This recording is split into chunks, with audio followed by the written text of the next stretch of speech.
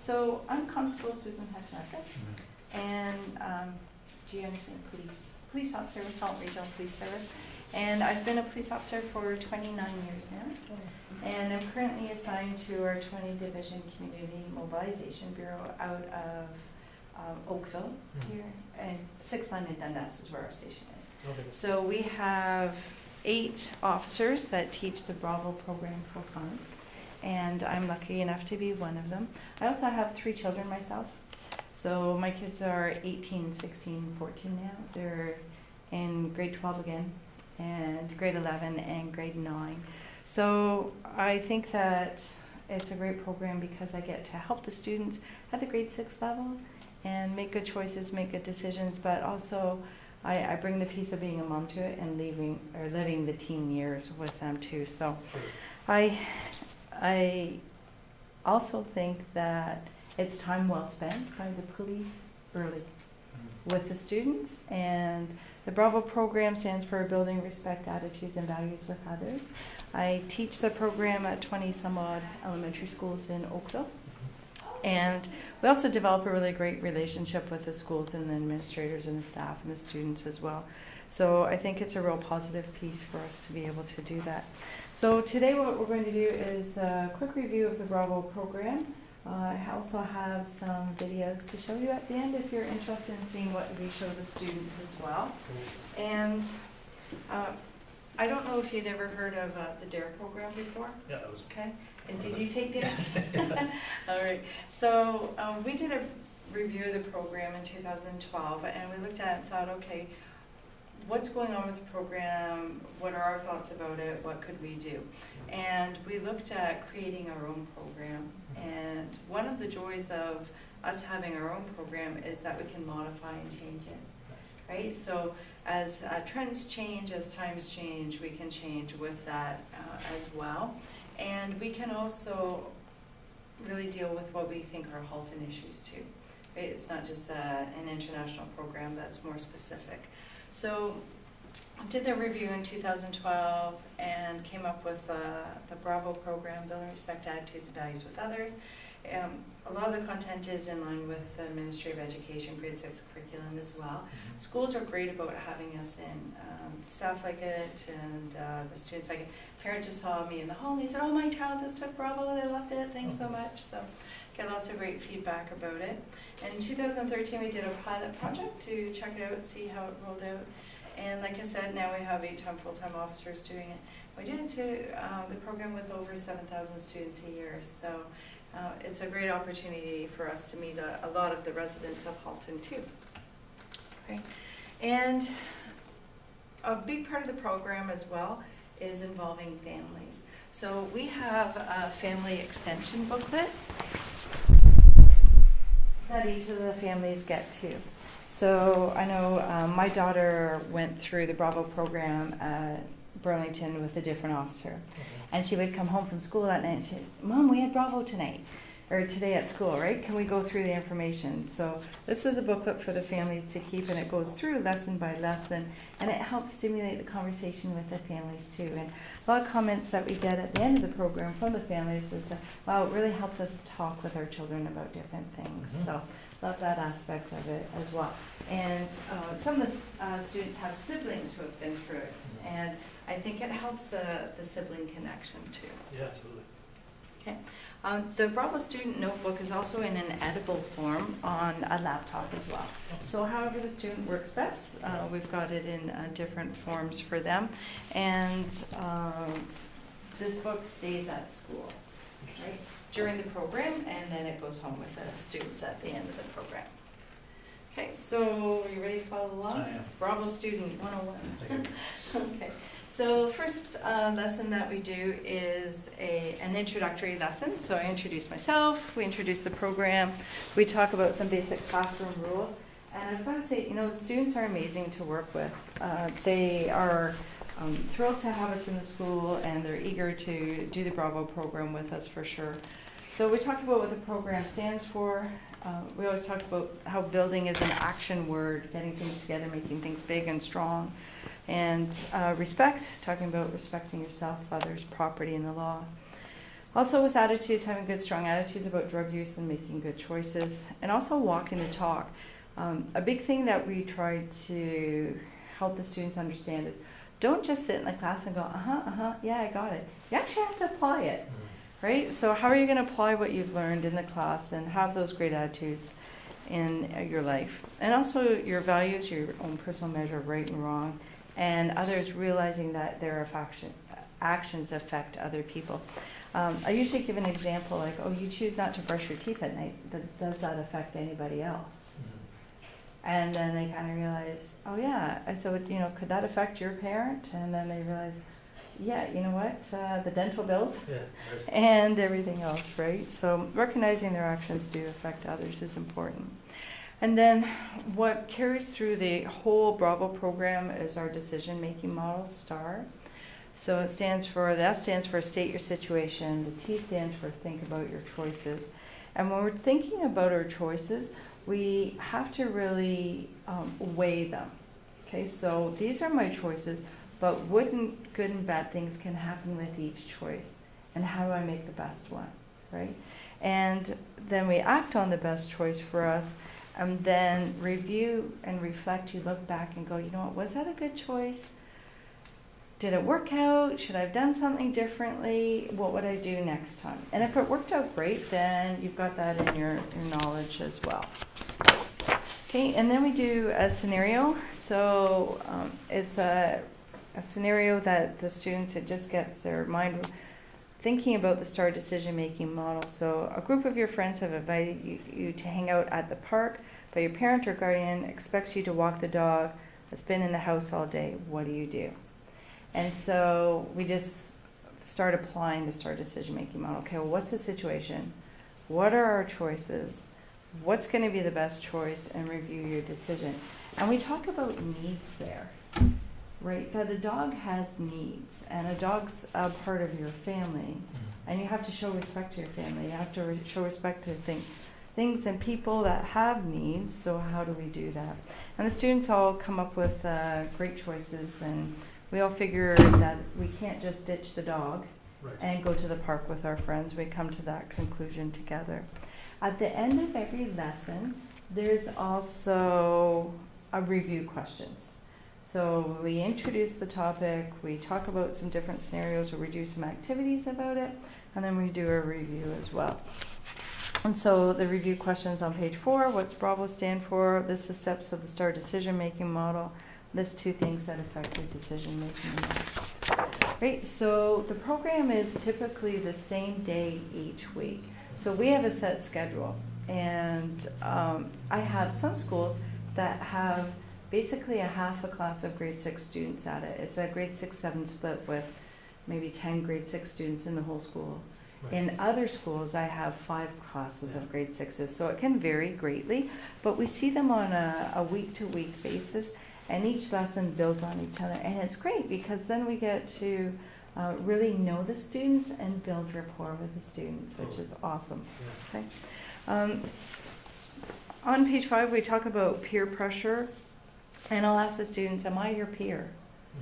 And some will say yes, and some will say no. And then we look at the comment about what peer pressure is. Then they go, okay, I'm not your age, so I'm not your peer. And then we talk about peer pressure and when it ends. Right? And I say, okay, what age do you think you don't have peer pressure anymore? And sometimes they'll say when you get out of high school, or when you get out of university or college, or maybe when you become a parent. And I usually relate the story about my grandmother who lived till she was 102, and she was in a retirement home, and every Sunday night, all the ladies wore a dress for Sunday dinner at the retirement home. And then one Sunday I was there, and she just wasn't feeling well. She wasn't breathing well. She wasn't moving well.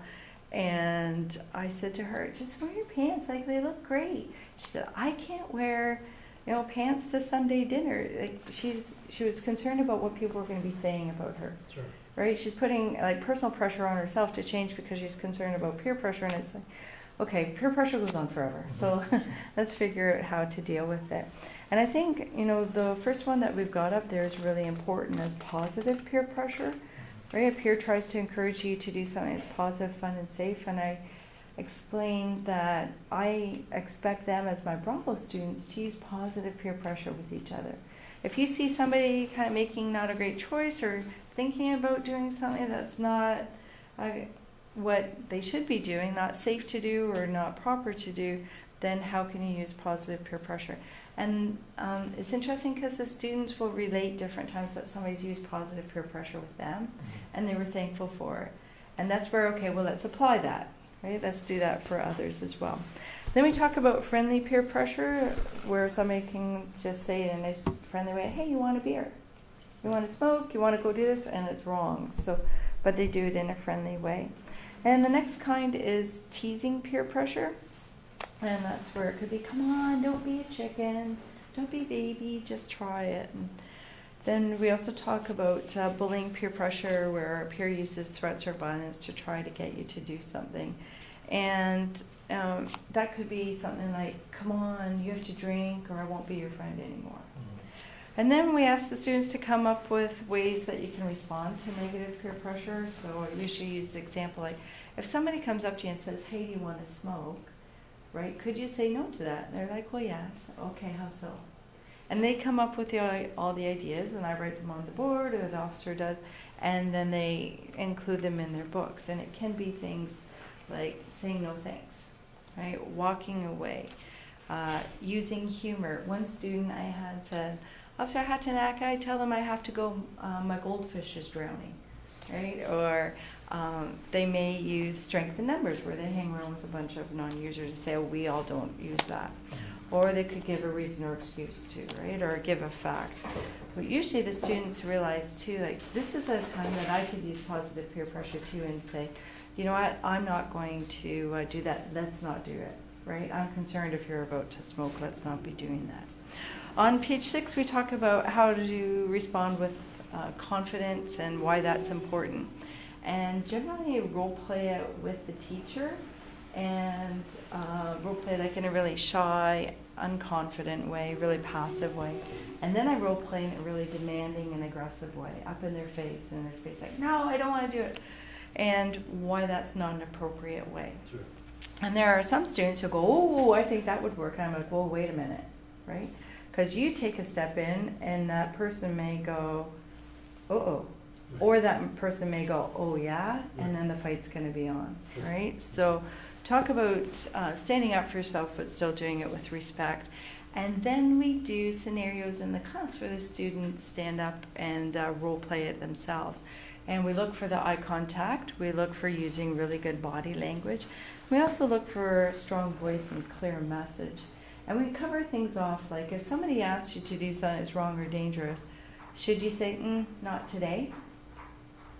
And the students say like, well, and other students will say like, no, because then they're going to come at you tomorrow. Right? So we always talk about that. If you're going to be saying no, really solidly say no, right? Come across as confident, they won't keep coming back to you. And we point out that if there's a drug dealer wants to make what? What's a drug dealer want to make? Oh, money. Money, that's right. So the students are like, okay, well, they want to make money. So if you come up to somebody and say, hey, you want to buy drugs? And they're like, no, then the person's just going to go to somebody else, right? So that helps in quelling their fears or their concerns about too. Say, I just have to be solid, right? No, it's not for me, and keep on going. Okay. Then we do matching exercise. So just revisits the different types of peer pressure and terms in it, so that they review and can make sure they understand it.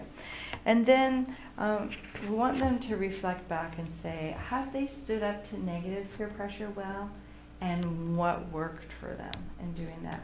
And I also try to get the students to reflect back and say, have you negatively peer pressured people to do something? And take a look at your actions. Remember, we have to be respectful as well. And then in lesson 3, we talk about tobacco and marijuana, right? And it's interesting because one of the statistics is that most smokers start before the age of 16. 85% of them. Wow. So when we get to see the students in grade 6 at ages like 11 and 12, those next few years are going to be really important in deciding if they're going to be a smoker or not, right? So if they can choose to not smoke in those next few years, it's chances are very small that they're going to be smokers. And we talk about some of the health effects about tobacco. And one of the other interesting facts is that 4 out of 5 Ontario teens don't smoke. So we always use the example with the students like, oh, if somebody comes up to you and says, come on, smoke, everybody's smoking. Is everybody smoking? Well, they're not. So 4 out of 5 don't smoke. Another important fact is that 4 out of 5 teenagers who try smoking get addicted to it. 5 years later, 80% of them are still smoking. So when I look at that, I think, they go into it thinking, I could stop if I wanted to. I'm not going to get addicted, right? That's not going to be me. But it just helps them understand that when people think, well, nothing bad could happen to me, we have to be aware of that it could. We also talk about the cost of smoking as well, and they realize that they could be spending money on other things, right? Okay, and lesson 3 also talks about marijuana, that it's a different plant than tobacco, that it's got tetrahydrocannabinol or THC in it, and that it changes the user's perception of things, right? So marijuana actually affects the brain in that sense. And we also talk that it's currently illegal in Canada. It may come up from the students, well, what about the laws? Where are they going to see it? I said, well, we'll wait till next year. My job's to enforce the law, but I also encourage them to make their own good choices on how they want to proceed with that as well. Okay. And then we have a word search, which is very popular with the students. They enjoy they enjoy doing that.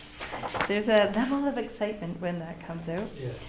And then we do a review, and the students list some facts about tobacco and marijuana, and they, what facts I'm looking for there is things that they want to keep in mind. If somebody did ask them to smoke tobacco or marijuana, how they could be saying no to that. Okay. And then lesson 4 is a lesson about alcohol, and really the lesson is about alcohol misuse. Right? Okay. So I explained to them that, well, it's funny because I say to them, oh, is alcohol a drug? And a lot of the students will say no. Right? And then we talk about, well, yes, alcohol is a drug, but the lesson's about alcohol misuse, and I don't want them going home going, Officer Hatanaka said we've got drugs in the house, alcohol's a drug, right? But if they have alcohol in the home, I think that there's a 19-year-old to go along with that alcohol, right? Somebody over that age. So we talk about that there is a drinking age with alcohol.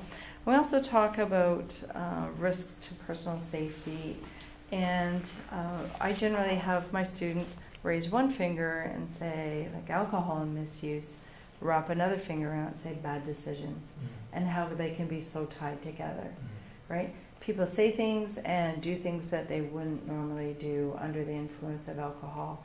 And one of the things that comes up on page 15, we talk about the altered judgment, potential for violence, slowed reflex, poor balance, and memory loss, right, or memory lapse. And I explained to them that I was at university and showed up for my class Monday morning, and a girl sat beside me, and she said, I said, oh, how was your weekend? She went, oh. I'm like, well, what? She said, I got really drunk at a party on Saturday night. She said, I'm not even sure how I got home.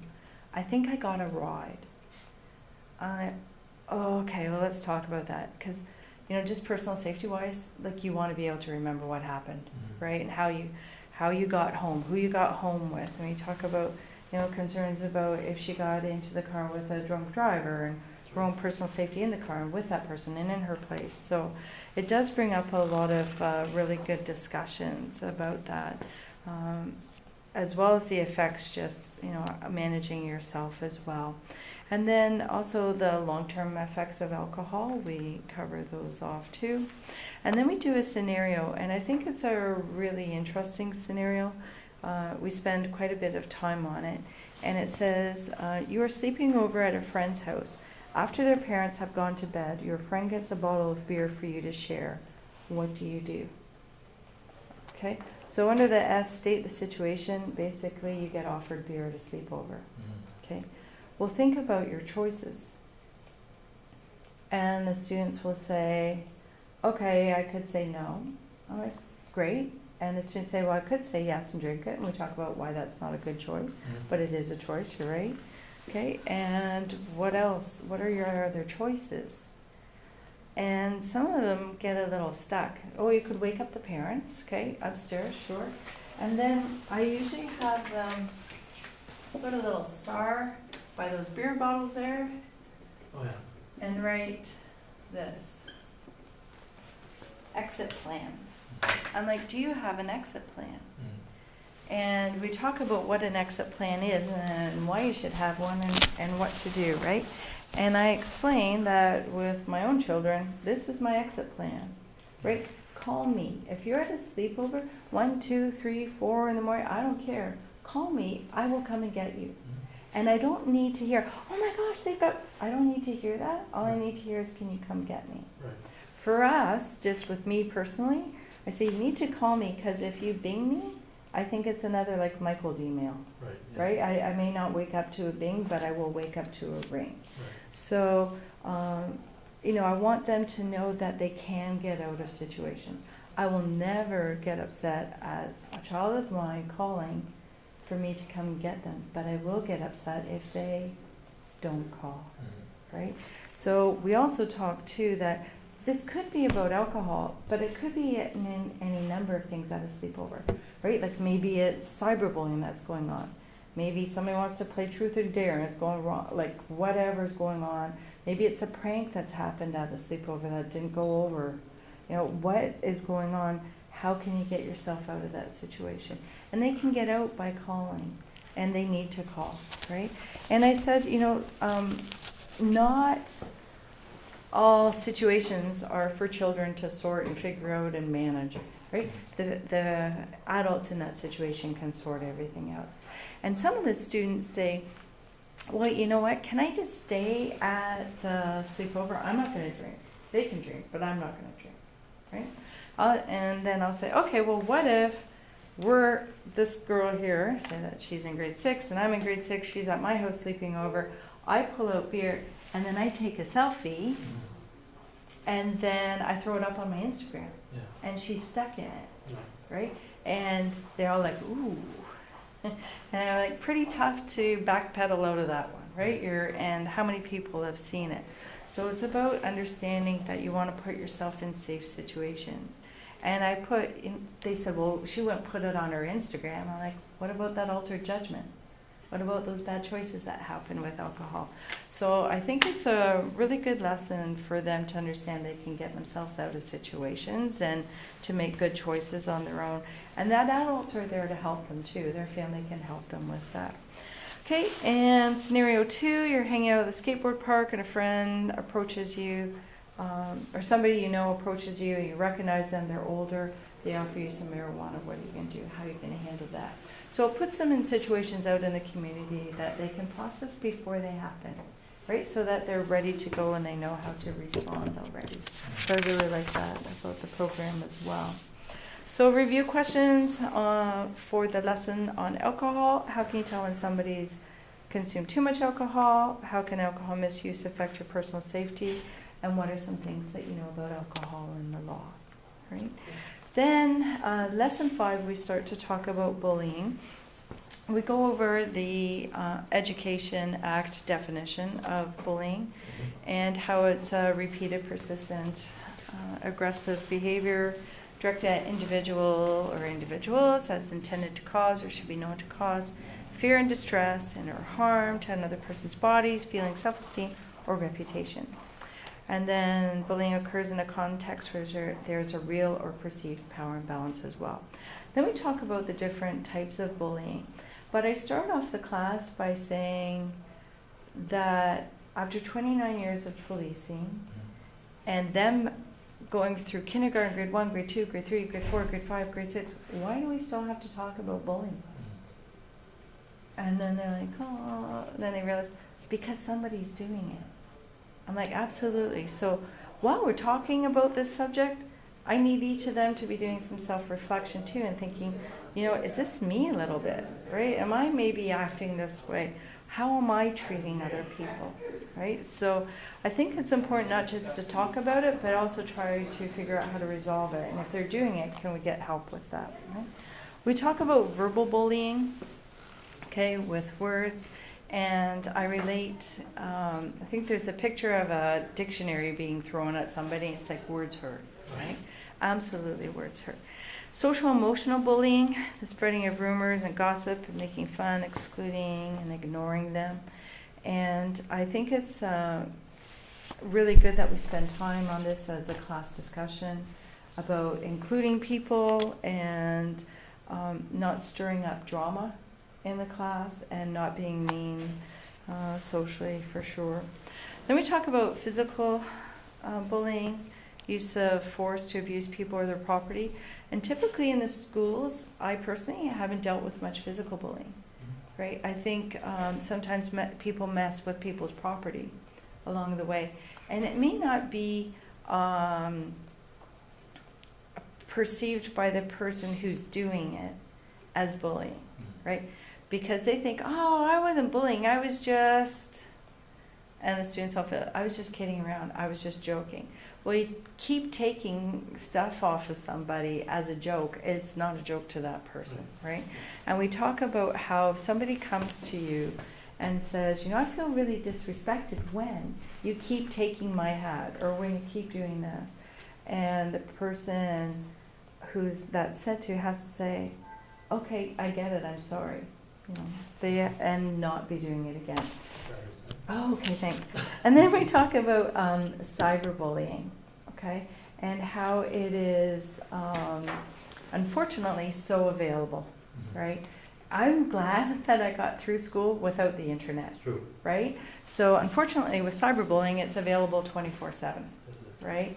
And how does that impact people to be waking up to more negative messages? So I think it's really important to talk about. I think it's important that the students realize that they can't be treating others that way, for sure. Okay. And then what we do is we talk about conflict versus bullying. Now, I'm just going to grab something.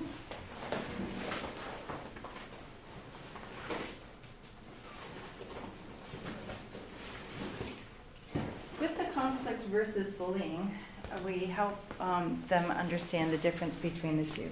Because some students, I use an example with the teacher in class.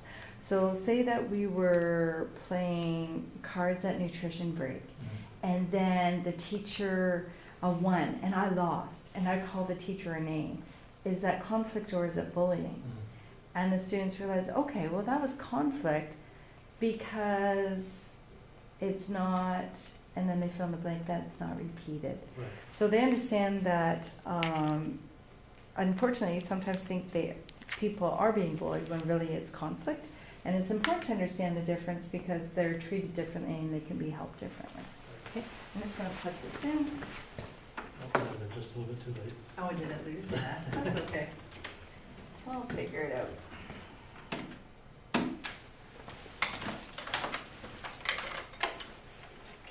And I can plug that in after, it's good. All right, so with the conflict and bullying as well, when I explain about conflict, I also explain conflict is a part of life. So how are you going to manage conflict? Because you need to learn how to be able to resolve it appropriately as well. Okay, and then we talk about steps to change attitudes towards bullying, right? And the first one there is about getting involved and being an upstander. And we talk about different things that you can do to be an upstander. Can you say, whoa, you know what, that's not right? Can you take the victim away from it? What can you do to help them? Okay. And we also talk about power. And what I don't understand is why the power people are the negative people. Right? So you as a class are going to decide who you want to look up to and who you want to admire and who you want to be spending time with. Well, how about that be the positive people who show really great character, right? So we talk about that. We talk about reporting it as a victim or an upstander. And the schools have a report bullying tab right on their school website and how easy it is to report bullying. We also talk about reporting it quickly, right? Not letting it go on and on and on and then having to deal with things later. We also talk about supporting the victim and supporting the bystander and what you can do to support them. Take them aside, tell them positive things, get them the help that they need, hang out with them, right, if they're being targeted. And with supporting the bystander, one of the comments that I get sometimes is like, why would you support a bystander? But you know what, watching bullying hurts too, right? And that person may need support as well, and then they can feel supported and helping the victim too. We also talk about being inclusive and how we can do that in the schools. And we're talking at different schools, there's buddy benches. So if somebody doesn't have someone to play with right then and they'd like to, they sit on the buddy bench, other people come and invite them to join in as well. I think that's great. And then we do a bullying scenario with a video that I can show you after. And it shows a cyberbullying situation, and we process it together as a class. Okay. And so the review questions are, what are some of the differences between conflict and bullying?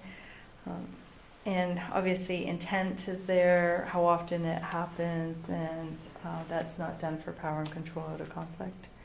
And then steps a victim or upstander can take, and how can being an upstander affect the attitudes of those around them.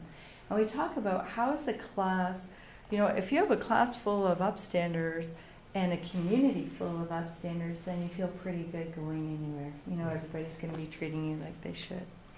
And then we talk about internet safety and social media in lesson 6. So for lesson 6, I have the parents and guardians come to the class. I invite them. If they're available, they can come. I like everybody to get the same message along the way, if we can. And what we do is we divide the class up, and part of the class will give benefits of technology, right? Like research, communication, it's fun, entertainment, a whole bunch of different things. Shopping is there as well usually.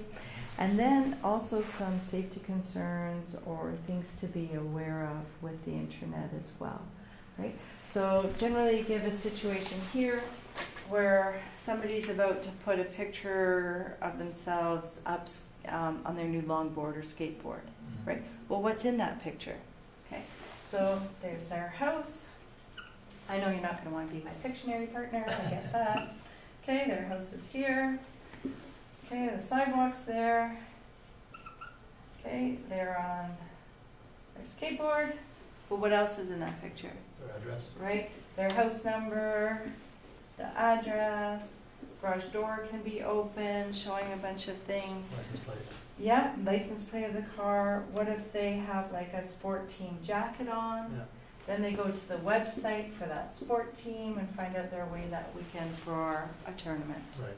Right? So what they're putting out there through their lens is just me, I'm on my skateboard. Right. Right? But through a different lens, it's entirely different. And really trying to teach them that there's no easy takebacks on the internet. Okay? Because what they put out there, other people can get easily. And they may say, oh, well, my account's private. I'm like, okay, so if I have Instagram and I'm on somebody's account and I show them a picture from that person's account, is it private? Well, I've just shown it to 30 of you. How is it private? Right. Well, could I show it to, on a document camera, to a whole auditorium of people? Well, yeah. Or, choose a student, could you get your device out and take a picture of that picture and then send it to whoever you want? Like nothing's private, and trying to help them understand that.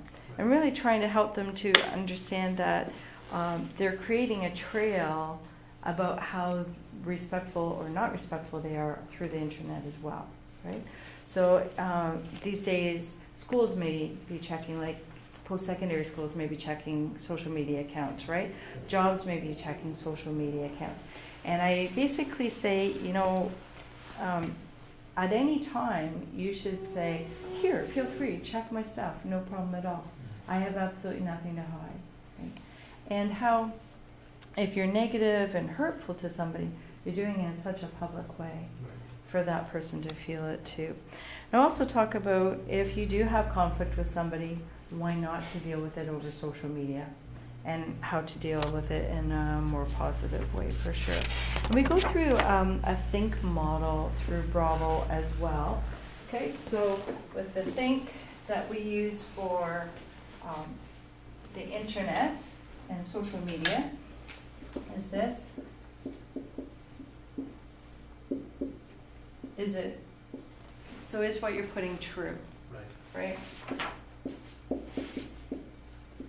Is it hurtful? Is this going to be mean to somebody? Is this going to hurt somebody's feelings? Is it illegal, right? Is it an inappropriate picture? Is it an inappropriate image? Is it criminal harassment of somebody? Right? Is it necessary? We talked about, do you have to update your daily life with a whole bunch of people to see, right? And the last one is, whoops, is it kind? Okay. And we talk about how often we access these on a daily basis. How often do you access your accounts? Isn't that a lot to think of every single time you open up your accounts and your devices? Right. It is. But if you get in the habit of always being kind, positive, and respectful, you're not going to have to second guess yourself. And the other thing is, if you do have like a little twinge going, oh, I'm not sure if I should do that. I'm not so, I don't think it'll hurt. Just stop yourself, right? That's your stomach telling you like, don't do it. Don't let your head convince you otherwise, right? It's you've got to make a good choice. Okay, and some of the people may think, well, do you have to talk about inappropriate images at grade 6? And the answer is absolutely, right? Yeah. So pushback. That's right. We talk about sexting and things like that. It's yeah. 7, but even then they're like, too soon. Like, guess what? Right. No, it's not. You're right. Okay, and then we do a scenario where somebody's pressuring you to share a negative rumor about another student and why we don't do that and how you could handle it. Okay, and then in lesson 7, it's about youth and the law. The students at grade 6 will be turning 12 at some point through the school year generally, if they're not already, and we talk about that there's rules at home and there's consequences at home, and there should be rules at home. Okay. We talk about that there's rules at school and what those consequences could be like. And then we also talk about rules out in the community that are laws. So generally what I do is I ask the students to give me examples of different laws that they think that people may break who are teenagers, put them on the board and divide them into 3 columns. Then I remind them about grade 5, about studying government. Right. And they clue in, they go, ah, okay, so there's municipal offenses, there's provincial offenses, there's federal offenses. Right. And in that, we talk about where different laws fall, if they're municipal or federal or provincial, and then we also talk about consequences of those, and if you're in trouble with the law, what that looks like. We also talk about the consequences of having a criminal record as well, to help them understand, like, you know what, I start closing doors for myself if I do have a criminal record, and how to refer back to that STAR decision-making model and making those great choices so you don't get into conflict with the law. Okay, and then in lesson 8, the students, we either do a fun quiz with the students, or they're working on their culminating activities. Now, the schools are great about having us into the schools, and we take up some of their curriculum time, right? Yeah. Because it's during the school day. And it does fall in line with the curriculum as well, but the students are going to do something to show their learning, right? So, and I think that's great that the program has the flexibility. Different schools do different things, right? So it could be a media project that they're doing, it could be a language arts project that they're doing, it could be a variety of different things. And I can tell you the students take it really seriously. They want to do really well on their B.R.A.V.O assignment, show all their learning. So I had one school that did a newspaper. So students did articles, somebody made a word search, somebody made a crossword. They can be very creative as well, so it's a great thing that they do. And then in lesson 9, we do a B.R.A.V.O celebration. And the B.R.A.V.O celebration highlights the students' learning, and it helps them really feel that they've accomplished something at the end of the program, which they have, right? So parents and guardians are invited, the family's invited, and we gather all the grade 6 classes together, and we generally show their learning as well. So if the students have done a poster, then we do like a gallery walk around the gymnasium, and we get to look at all the students' learning. Sometimes students read out what they have completed. I had students as well do a B.R.A.V.O song, different things that they learn, or whatever the school would like to do, so there's flexibility in that as well. At the end of the program, the students get a B.R.A.V.O bracelet, and they also get a B.R.A.V.O certificate. And it's great because Allegra Printing provides the certificates for free. And Plaque It, they offer getting it plaqued for free through different I locations. remember that through there. Yeah, same thing, right? So, and it's neat because I know that the students, I see years in, and I've still got my certificate on the wall, right? So it is a great event to kind of wrap up the whole program. Absolutely. So it works out really well. And then in grade 7 and 8, we see the students a couple more times as well for the B.R.A.V.O Encore program. And there's lots of flexibility in the Encore program as well. So to the point where I can say to the teachers and I can say to the students, I can say to the principal, what are the issues at the school, right? What would you like me to revisit? If you want me to revisit something or talk about something different, we can do that. And I think that's a really great thing because each school may have different things going on. So if you have a set topic, you may not have the flexibility, right, to be able to hit what they need to hit. So I think that we're really meeting the needs of the community as well. Yeah. And what I really like about it is just really getting to know the students and then getting to know us too. They understand that I'm a police officer, but I'm also a mom and we're regular people, right? And I think, you know, surely they understand that police officers really care about them as people. Yeah, the And community building is important. that's right, and we're there to help, Yeah. right? And if I may not have all the answers, and if I don't have them, there's other community resources, right? Right. Different asset builders in the community that we can all work together and try to help guide them in just making really good choices and being respectful Yeah. and just being great members of the community. So, yeah.